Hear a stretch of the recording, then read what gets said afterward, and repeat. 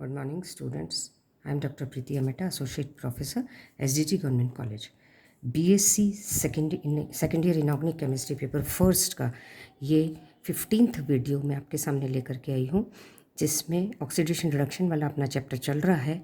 Oxidation reduction के करीबन पाँच वीडियो जारी हो चुके हैं। उसके पहले अपन ने कोऑर्डिनेशन कंपाउंड्स वाला चैप्टर कंप्लीट कर दिया था, और अब इसमें अपने को नेक्स्ट टॉपिक जो अपन अभी पढ़ेंगे इसमें वो है लेटिमर डायग्राम या रिडक्शन पोटेंशियल डायग्राम। मानक इलेक्ट्रोड विभव के अपन रिडक्शन पोटेंशियल्स के अपन काफ़ी सारी एप्लीकेशंस को लास्ट वीडियोस में देख चुके हैं। उसमें अपन ने सारी पढ़ ली हैं, देख ली हैं। अब इस वाले में अपन लेटिमर डायग्राम या रिडक्शन पोटेंशियल कंपैरेटिव डायग्राम देखेंगे। क्या होता है लेटिमर डायग्राम? किसी भी एक प्रजाति, जैसे अपन ने आयरन ले लिया, मैंगनीज ले लिया, H2O2 ले लिया, हाइड्रोजन ऑक्सीजन, कुछ भी एक ऐसा अपन ले करके कंपाउंड उसकी डिफरेंट ऑक्सीडेशन स्टेट्स के बीच में एक पूरा इसका रिडक्शन पोटेंशियल की वैल्यूज़ का एक डायग्राम बनाया जाता है। वो डायग्राम लैटिमर चित्र कहलाता है। बड़ा कॉम्पैक्ट फॉर्म में उसको बना लेते हैं, या रिडक्शन पोटेंशियल डायग्राम भी कहलाता है। इसमें आप देखिए कि आयरन का एक एग्जाम्पल लेकर के लैटिमर डायग्राम समझाया गया है। आयरन की विभिन्न ऑक्सीकरण अवस्थाओं को अम्लीय माध्यम में, अब अम्लीय माध्यम में वो प्रजाति अलग प्रकार का बिहेव करती है और क्षारीय माध्यम में अलग प्रकार का बिहेव करती है, इसलिए अपने को मीडियम लिखना बहुत ज़रूरी होता है। अम्लीय माध्यम में आयरन ऑक्साइड FeO4-2, जब वो Fe3 में प्लस में कन्वर्ट होगा तो प्लस 2.20 वोल्ट इसका इलेक्ट्रोड विभव होगा। इधर Fe+3 से +2 में आए तो 0.77 हो जाएगा प्लस में। Fe2 प्लस से Fe में जब जाता है तो माइनस में 0.44 वोल्ट है। और इधर से नीचे से यदि देखा जाए तो Fe+3 यदि डायरेक्ट Fe में कन्वर्ट हो रहा है तो -0.4 वोल्ट है। इस तरह से अपन सारे रिडक्शन पोटेंशियल्स की वैल्यू लिख लेते हैं। अब ये क्या एक्सप्लेन करता है, देखिए कि आयरन अपनी 3 सामान्य अवस्थाएं, कौन सी अवस्थाएं हैं इसकी? +3, +2 एंड 0, 3 सामान्य अवस्थाओं को एक इसमें क्या दिखाई गई है? 3 तो सामान्य और एक असामान्य यानी +6। इसमें सारी अवस्थाओं के बीच में जितना भी इलेक्ट्रोड पोटेंशियल है उनकी वैल्यूज़ को अपन ने रखा गया है। प्रत्येक युग्म के मध्य की संख्या, ये जो संख्या है वो अपचयन अर्ध अभिक्रिया के लिए मानक अपचयन वैभव है। अर्ध अभिक्रिया ही है ये, क्योंकि यदि इसको अपन पूरा करेंगे यहाँ से यहाँ तक में भी तो उसमें काफ़ी सारी चीज़ें, प्लस को बैलेंस करने के लिए दूसरी चीज़ें चाहिएंगी, कंपाउंड चाहिएगा, FeO चाहिएगा, फिर ऑक्सीजन को बैलेंस करने के लिए वाटर, इस तरह से काफ़ी सारी चीज़ें चाहिए। जब अपन सिंपल ऐसा लिखते हैं तो वो क्या कहलाती हैं? अर्ध अभिक्रियाएँ कहलाती हैं। क्यों? हालांकि इस चित्र में प्रत्येक प्रजाति को बताया गया है, परंतु पूरी जानकारी के लिए हमें संगत अर्ध अभिक्रिया को पूर्ण रूप से लिखना भी ज़रूरी है। पूरा ये तो डायग्राम कॉम्पैक्ट बता दिया, अब इसको अपन एलैबोरेट करके लिखते हैं कि ये बताना क्या चाह रहा है। देखिए, iron convert into take 1 electron and convert into Fe+2 जल के माध्यम में, जलीय माध्यम में। इसमें क्या हो रहा है? आयरन+3 है, उसने एक इलेक्ट्रॉन लिया, E0 में कन्वर्ट होकर के +77 वोल्ट इसका Fe+2 में हो गया, 0.77 वोल्ट हो गया। परंतु फेरेटाइन FeO4-, जैसा कि +6 ऑक्सीडेशन स्टेट जहाँ पर है, उसके अपचयन को बताने के लिए हमें ऑक्सीजन को जल की सहायता से संतुलित करना होगा, और जल की सहायता के लिए जल को जैसे अपन जोड़ते हैं, फिर हाइड्रोजन को बैलेंस करना होगा, तो इतनी फिर इलेक्ट्रॉन्स को बैलेंस करना होगा। तो उन सबको बैलेंसिंग के लिए अपन क्या करते हैं? अर्ध अभिक्रिया लिख लेते हैं। अर्ध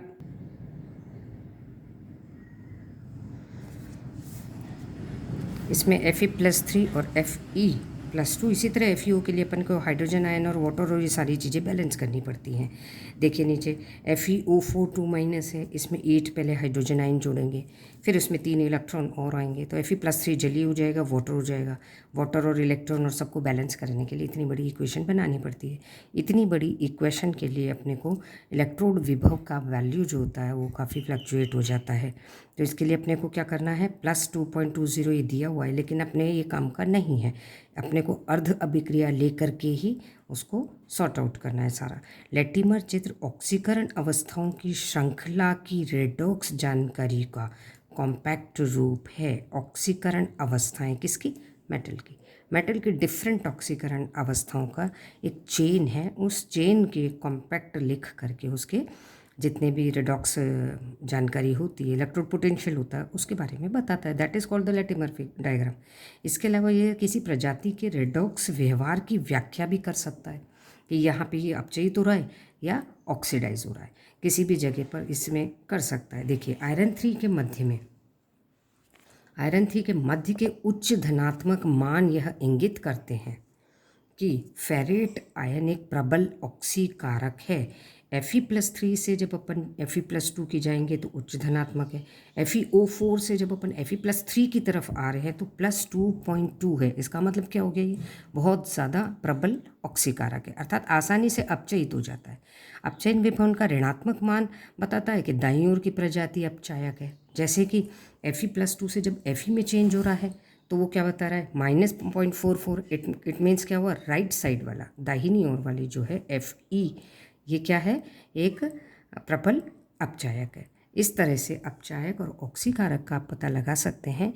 वास्तव में भी आयरन धातु को एक अपचायक की तरह ही काम में लिया जाता है, जो स्वयं Fe+2 में ऑक्सीकृत ईजिली हो जाता है। खुद ऑक्सीकृत होगा तो दूसरों को अपचयित कर देगा। ये मतलब रिएक्शन का ट्रेंड है, तो अपचयन ईजिली हो जाता है। तो इस लेटिमर डायग्राम से अपन ये पता चला सकते हैं कि किस फॉर्म में आयरन को अपन लेंगे तो वो ऑक्सीकारक का काम करेगा और किस फॉर्म में लेंगे तो वो अपचायक का काम करेगा। तो it's a good information about all the iron states कि किसको अपन किस रूप में काम में ले सकते हैं, जैसे अम्लीय माध्यम में। एक एग्जाम्पल और इसमें दिया गया है, देखिए आप, ऑक्सीजन H2O2 एंड वाटर।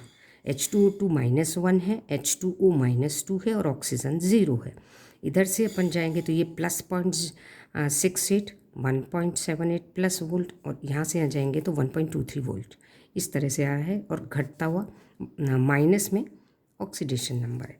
इसमें क्या हो रहा है? देखिए ऑक्सीजन एसिडिक मीडियम में H2O2 का अपचयन विभव 1.78 प्रदर्शित कर रहा है। यह जल की तुलना में प्रबल ऑक्सीकारक है। जल की तुलना में क्या हो गया?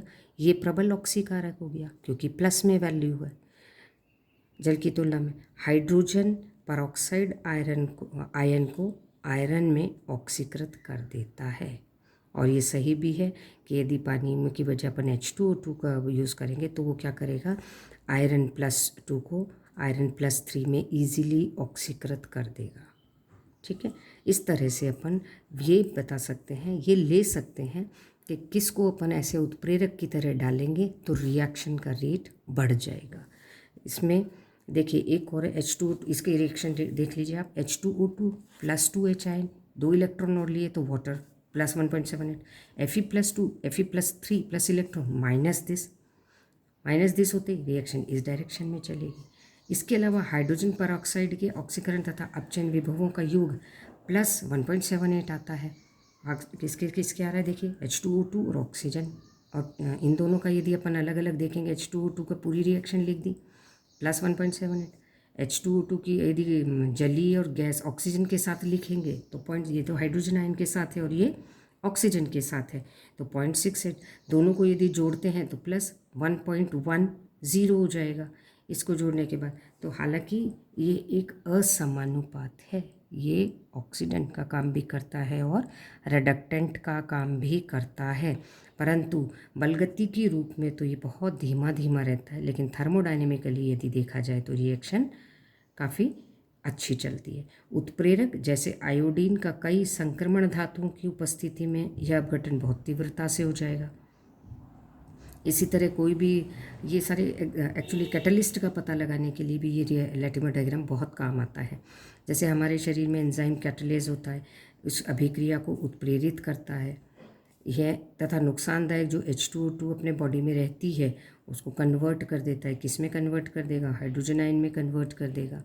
इस तरह से आप ये पता लगा सकते हैं कि कौन सा कैटलिस्ट है या कौन सी कंडीशन में किस फॉर्म में हाइड्रोजन H2O2 H आयन में बदलेगी, किस फॉर्म में Fe+3 यूज़फुल है, Fe+2 यूज़फुल नहीं है।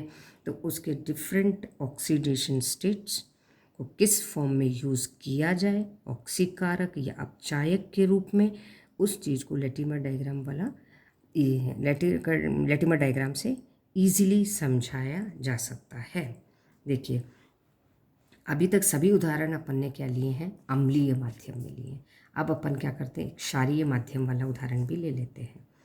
आयरन का उदाहरण ले लो क्षारीय माध्यम में, पहले अपन ने अम्लीय में लिया था।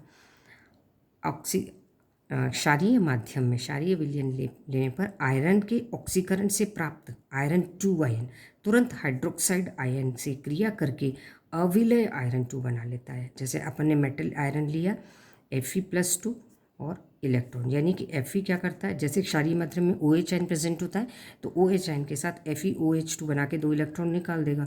तो यहाँ पर Fe क्या है, +2 फॉर्म में चेंज हो जाता है। ये क्षारीय माध्यम में हो गया। तो इस तरह से ये रिएक्शन थोड़ी सी अलग हो जाती है क्षारीय माध्यम में, और इसमें ये रहती है अम्लीय में। तो अब नेक्स्ट पेज पे देखिए आप, अतः आयरन का क्षारीय विलयन के लेटिमर चित्र में अम्लीय विलयन की तुलना में अलग अलग फॉर्म्स हैं। उसमें FeO6 तक था +6, उसके बाद +3, +2, +1 और इस तरह से चल रहा था। अब यहाँ अलग फॉर्म में पाए जाते हैं, यहाँ OH उसके साथ जुड़ जाता है। FeO4 2- 0.9 वोल्ट +-6 से जब +3 की तरफ आता है तो OH+3 हो जाता है। फिर OH+2 तो करेंगे, OH जुड़ गया, इधर OH जुड़ गया, तो ये दोनों सारे क्या है, माइनस वाले वैल्यूज़ हैं और ये प्लस वाली वैल्यू है। इस चित्र में हम देख सकते हैं कि क्षारीय विलयन में आयरन ऑक्साइड आसानी से आयरन 3 OH में ऑक्सीकृत हो रहा है, ऑक्साइड OH में चेंज हो रहा है, जबकि तथा फेरेट आयन अम्लीय माध्यम में भिन्न एक दुर्बल ऑक्सीकारक है, जबकि ये अम्लीय माध्यम में दुर्बल ऑक्सीकारक है। अतः 0.9 वोल्ट प्लस क्षारीय विलयन में 2.2 वोल्ट अम्लीय विलयन में, इतना मतलब डिफरेंस है इनकी वैल्यूज़ में। इस तरह से अपन उसका ऑक्सीकारक और अपचायक प्रकृति को पता लगा लेते हैं। ये काफ़ी सारे इसमें देखिए आप लेटिमर डायग्राम्स दिए हुए हैं। ये मैं आपको फिर बता रही हूँ, ये डॉक्टर सुरेश सी अमेटा की बुक है, जिसको अकार्बनिक रसायन BSc सेकेंड ईयर करके, इसको आप मार्केट से ले लीजिए, आपको सारा मैटर मिल जाएगा। और इसमें आपको एक एग्जाम्पल भी क्लियरली मिल जाता है। देखिए NO- का दे रखा है, NO में कन्वर्ट हो रहा है, NO2 में हो गया है, NO में हो गया है, N2O में हो गया है, नाइट्रोजन में हो गया, NH2OH में हो गया, N2H5 में हो गया और NH4। कितनी सारी उसकी प्रजातियां हैं और वो चेंज होता चला जा रहा है अम्लीय माध्यम में। ये चीज़ क्षारीय माध्यम में जहाँ जहाँ H होता है वहाँ पे कई बार ये क्षारीय माध्यम में आप वैल्यूज़ देखते जाइए, जो प्लस में चल रही हैं वो कुछ कुछ माइनस में कन्वर्ट हो रही हैं। तो इस तरह से अम्लीय और क्षारीय माध्यम का कंपैरिजन भी इसमें दिया हुआ है, और इसमें काफ़ी सारे एग्जांपल्स भी आपको दिए हुए हैं। H3PO4, H2SO4, Sb2O3 और इस तरह से सारे एग्जांपल्स इसमें दिए हुए हैं। और भी कुछ एग्जांपल्स हैं, इधर देखिए आप, काफ़ी सारे एग्जांपल टेल्यूरियम का है, आयोडाइड का है, ASO4 का है। ये सभी एग्जांपल्स आप पढ़ लीजिए, इनके वैल्यूज़ देखिए, इनकी थोड़ी प्रैक्टिस करके पता लगाइए कि किस तरफ से ये ऑक्सीडाइज होगा, किस तरह से ये अपचयित होता है। ये सारे का जो एक्सप्लेनेशन है, और यही क्या कहलाता है, लेटिमर डायग्राम। अब आप देखिए कि लेटिमर डायग्राम एक बहुत अच्छा डायग्राम है रेडॉक्स अपचयन विभव को जानने के लिए, परंतु कभी कभी जटिल भी हो जाता है। उदाहरण के लिए मैंगनीज़ की 5 प्रजातियाँ, उनके लिए लेटिमर डायग्राम इतना ज़्यादा जटिल हो जाता है, उसके 10 विभव हो जाते हैं, फिर उनको कैलकुलेट करना, उनका आपस में कंपैरेटिव निकालना इज़ स्लाइटली डिफ़िकल्ट। तो इस डिफ़िकल्टी को सॉल्व करने के लिए एक नेक्स्ट तरीका भी देखा गया है, जिसको कि फ्रोस्ट डायग्राम कहते हैं, जो कि ग्राफिकल रिप्रेजेंटेशन है। ये फ्रोस्ट डायग्राम अपन नेक्स्ट वीडियो में पढ़ेंगे। तब तक आप ये डायग्राम देख करके और इसको एक्सप्लेन करिए। Thank you.